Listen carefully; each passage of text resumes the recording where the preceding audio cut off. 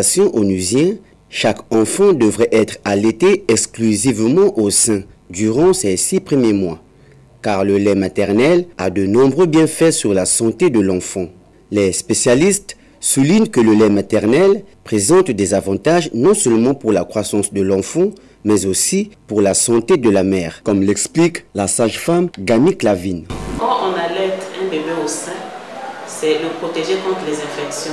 Parce que nous avons le premier lait qu'on appelle le colostrum, dont l'allaitement est précoce. Le colostrum protège l'enfant contre des infections. L'allaitement maternel devait être exclusif jusqu'à 6 mois, sauf pour les mères qui ont des raisons de santé et qui travaillent.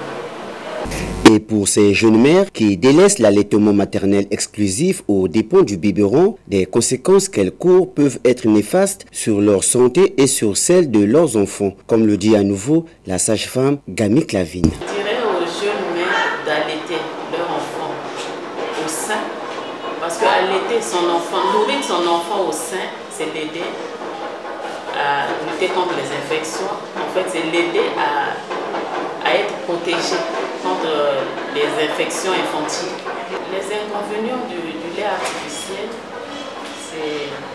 ça conduit à la constipation, aux diarrhées si les mesures d'hygiène ne sont pas respectées. Et puis c'est coûteux.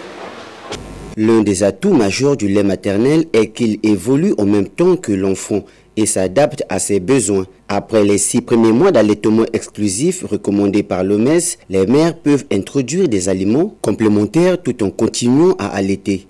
Au Congo, le taux d'allaitement maternel a connu une augmentation significative au cours des 2 dernières années. Cela démontre que les nombreuses campagnes de sensibilisation portent leurs fruits, mais il reste encore beaucoup à faire.